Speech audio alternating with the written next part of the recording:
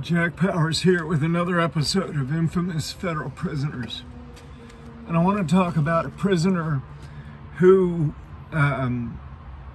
is really an extraordinary human being. He was. He's dead now. And his name was Michael Turner. I met Michael at Leavenworth during 1991. He was a great guy. Skinny kid, young.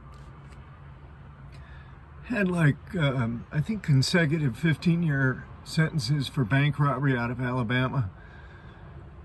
And he just wanted his freedom. He just wanted to live free. He didn't want to be in prison. He saw the writing on the wall. He saw that it was a place where he didn't belong. That's how he felt. That's how he acted. That's why he thought the way he thought. His mind was only on one thing: escape, getting out of there. Now, anybody that's been to Leavenworth, USP Leavenworth, when it was a USP, still should be, it has 40-foot walls all the way around. To my knowledge, no one has ever beat the wall at Leavenworth except for Michael Turner. Michael Turner beat the wall at Leavenworth.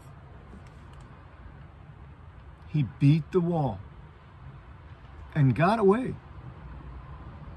Now, I'll tell you the story because Michael and I were kind of tight, and he wanted me to go with him. Michael and I would go out, we'd run laps. Of course, you know, the guards are always in the towers. They're always watching everybody on the yard. They've got profiles of guys. Okay, why is this guy going out and running 10 miles around the track? Okay, we got him down as an escape risk. All right, well, we better tighten up. We better watch him a little more closely. Let's get somebody up next to him so that we can kind of gauge where his head's at, whether he's thinking about escape or not. So, you know, I would go out and run with Michael. And I didn't know him from any other place, but he was really a good-hearted kid and nice guy. I mean, quiet, skinny, tall, good runner. Good runner. Way better than I. So, we're in the shower after running one day, you know, not directly close to each other, but a couple of showers away. And he says, "Jack, did you ever think about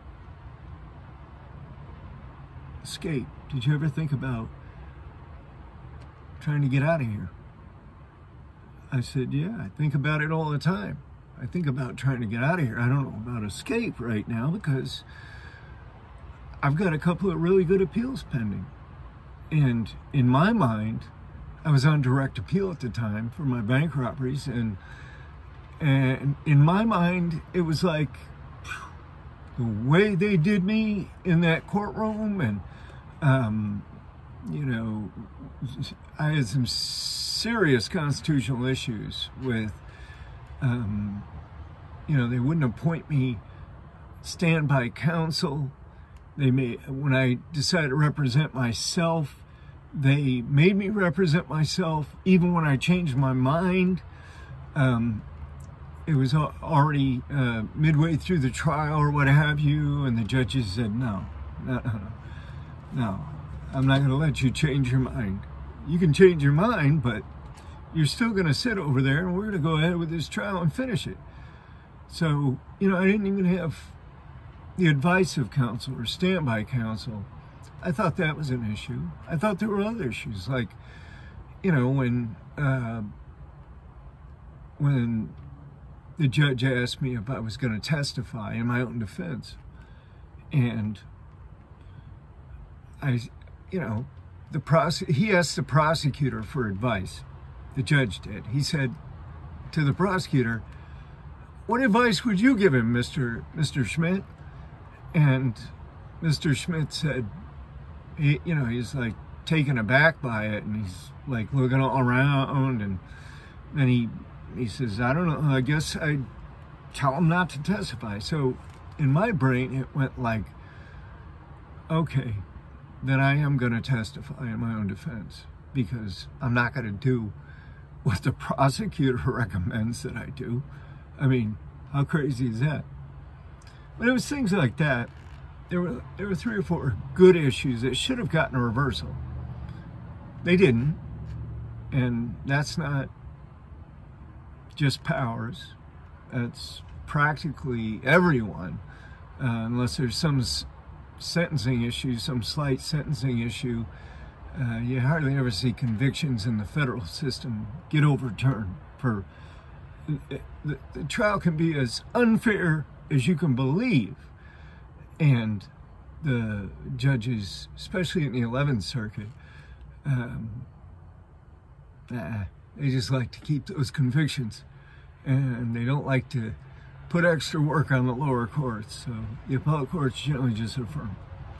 But Michael was talking to me, and I told him, I said, Michael, I've got appeals. I've got direct appeals. If I were to escape now, my direct appeals would be dead. They'd be dismissed.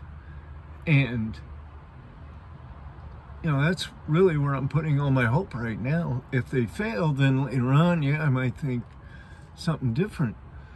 And Michael was like, well, I figured out a way to do it. I know how to do it. It's a pretty sure thing. And, I really would like you to think about going with me. And so I started thinking, well, I don't know this guy this well, and, it's could be SIS trying to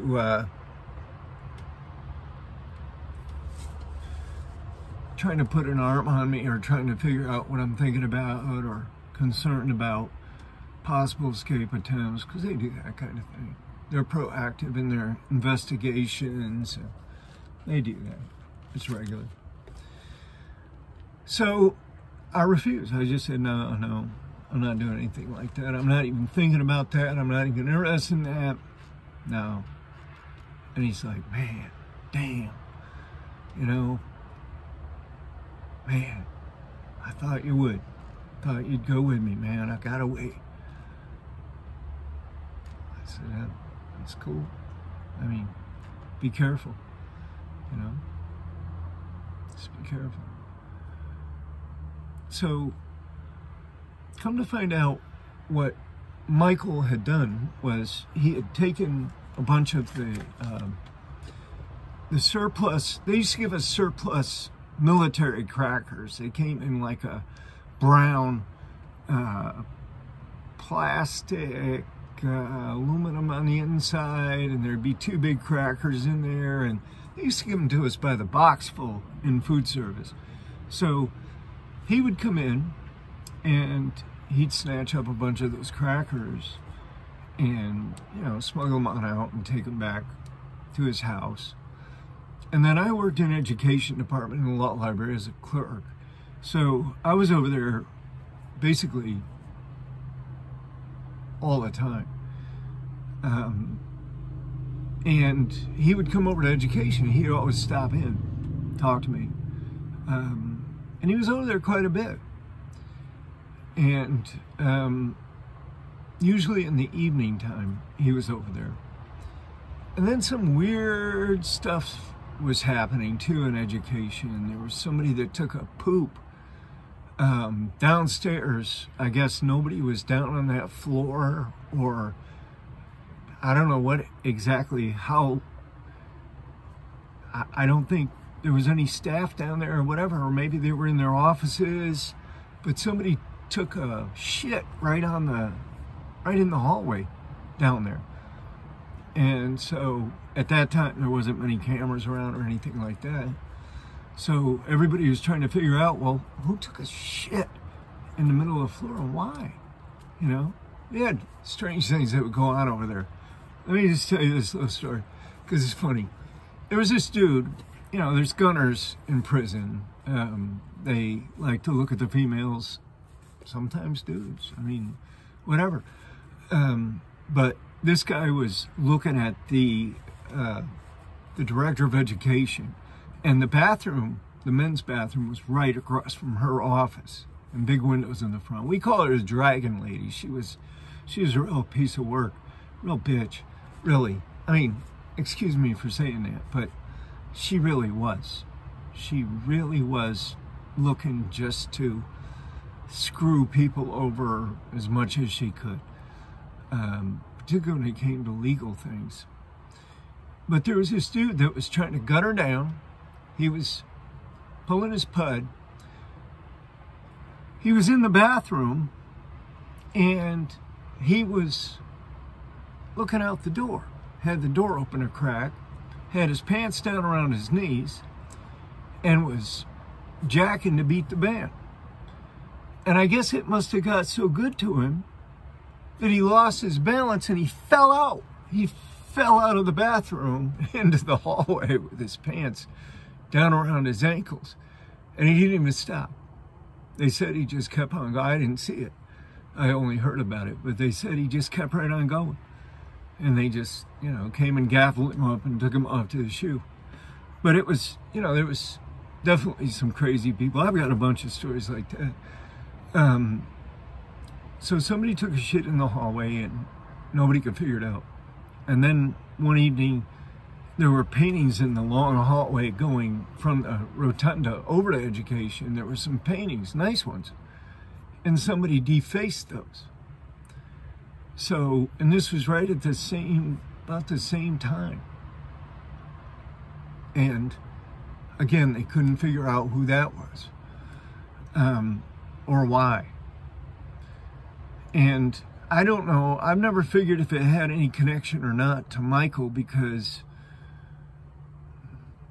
he had reasons for doing everything that he did. And one evening, I think it was a Thursday, we go back to the cells. It's count time. And evening, you know, 8 or whatever it was, 9. We're waiting to get back out again. And we're not being let back out. There's obviously a flurry of activity. Everybody's coming back around. They're counting twice. They're opening cells. They're looking around, looking in the cells. And come to find out, Michael Turner was gone. Couldn't find him.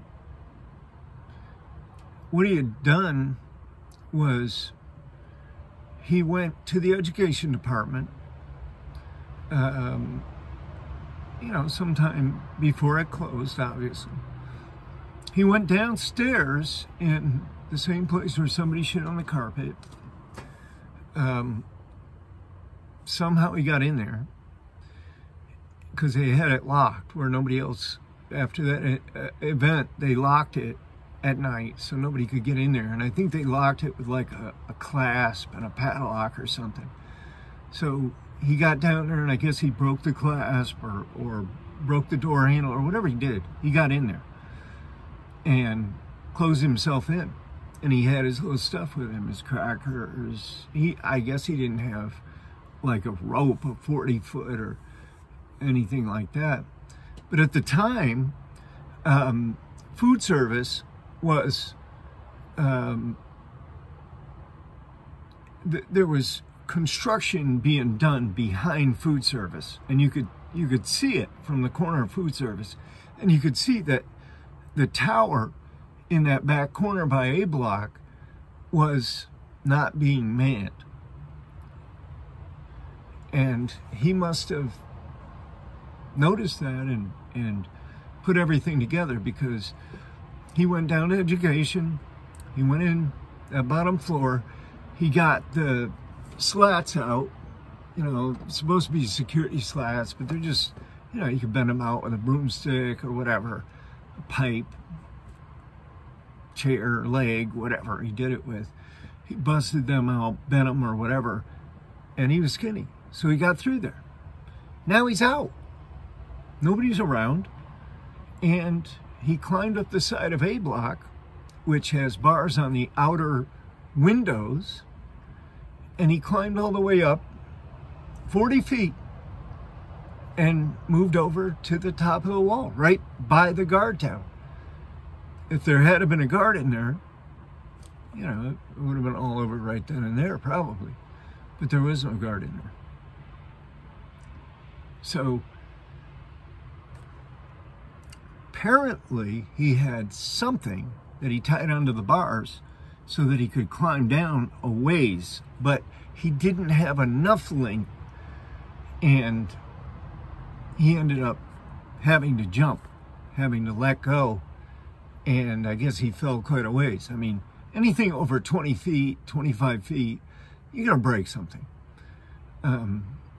So, yeah, he broke his ankle, or, yeah, I guess he broke it, because he was in a cast when I saw him after he got caught.